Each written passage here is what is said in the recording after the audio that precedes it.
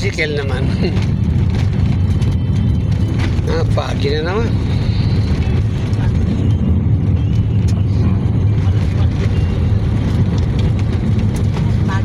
Foggy. Nandito pala yung mga fog. Ulap yan.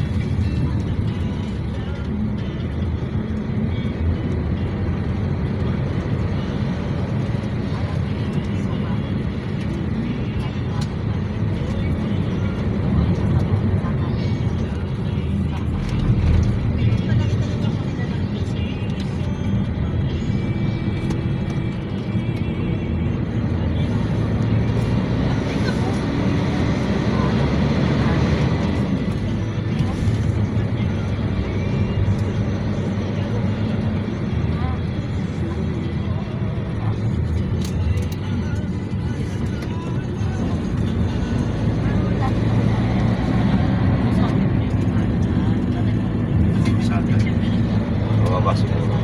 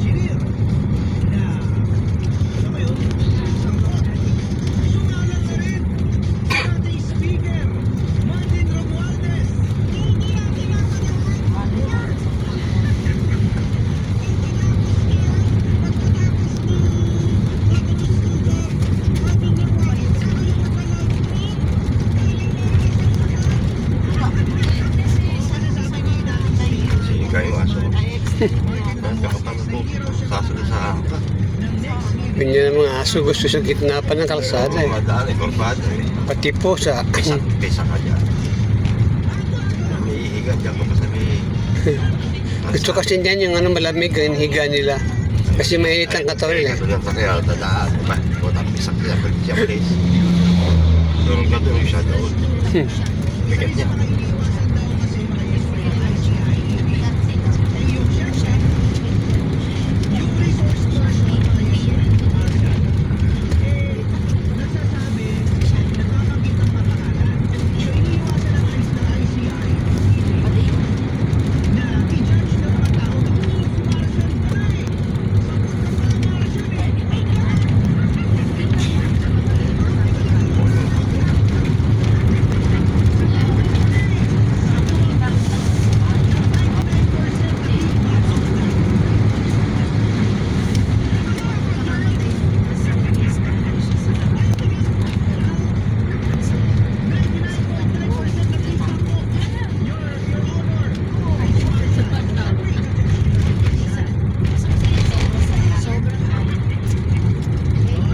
Ang dami ng ano, bakasyonista.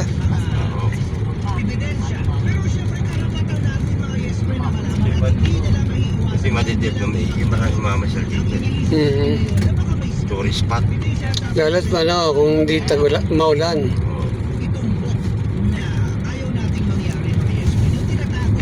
Kaya mga bibere. Ano yung tourist spot. Kasi sa, hindi mo kurap lang kasi.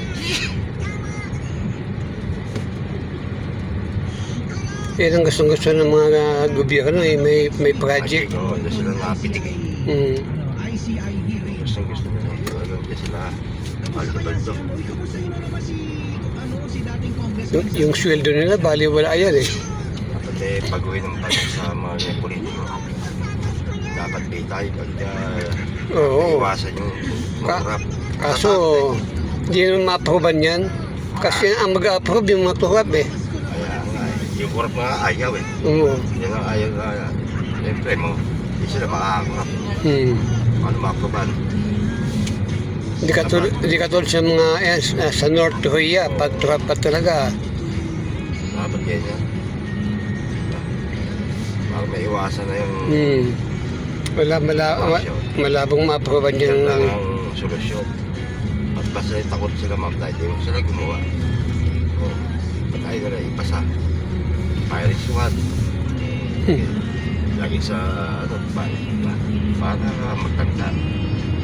Di matatakot yung mga murap. Ito nga, Trabaho na. pangitang-pangitan na may yung pagka-turap nila eh, pinagtatanggol pa eh. Kaya nga, siyempre, makakasort o resort. Katulad si Saldico, Kaya nga, ayaw pa, talagang ano yung pinipigilang umuwi yun? si Romualdez na nagpigil. Oo. Usapan na nila, huwag na umuwi. Kasi baka nga naman biglang bumaliktad yun. Hindi man habang panahon niya magtatago yan. Oo naman. Paulit eh. Ngayon, palalabasin, hindi nagtatago, tayo mo po eh. Sabihin, talagang guilty ka. Noon na sabi, magpapa-hospital lang daw. Common sense naman. Hindi mo, nag-resign na nga pagka-congressman. Guilty. Guilty talaga yan. At siya mag-resign kung tapos pag kinahuli, sasabihin, hindi guilty. Dami pa alibay eh. Dapat kasi ganyan may mga may mga Ikot na kagad. yung i-hold na sa airport. Kaya alam mo sa akin eh, pag walang kaso, walang hold. Sa bagay, hindi pa naman sila ulit nakakasuhan. Kaya nga, hindi man isipin na, kaya yun, for processing na, may mga anomalyang nangyayari. So, para i-target muna kayo, huwag muna kayo lalabas, dahil mayroong sa inyo. Kaso may Wala eh. tagapagtanggol eh. Oo, ipapatas natin eh. Walang, hindi ka pwede i-hold pag walang kaso. Kaya ang batas natin, daming butas eh. Oo, daming butas talaga. Batas, ginagawang butas. Ang ganda ng batas natin, kaya lang daming palusot. Oo, daming palusot. Isip mo, kita-kita naman yung mga ginawa nila. Kaya nga, alibay lang yung paggamot sa Amerika. Kasama na ito yung sa, alam yung tagilid na siya eh. Nararamdaman na niya yun na may kakat at may kakat na. Ano nga yun eh? Napuking na yung ano eh. Oo. Blood control. Sigurado may kakat at may kakat na yan. Nililigaw pa nga niya ni Saldico yung ano, yung kung saan nasaan siya. Sabi na sa US daw. Pero ang talagang pinuntahan niya, Japan, saka Hong Kong. Kasi yung isang kaibigan ng anak ko, yung hotel na pagtatrabahohan niya sa top Four Seasons, nakita niya si doon, Saldico. Doon muna nagtigil yun ng 4 na araw yata. Tapos pumunta ng Madrid. Kung may bahay siya doon eh. Ang Madrid kasi wala tayong doon, yung extradition. Wala ba? Hindi. Pag ano yan, yung ang tutugis dyan, yung katod kay si Isago ba eh? Sigo, oo. Oo, yung ano ba muli sa kanya? Thailand. Oo, hindi, ano muli sa kanya, yung ano?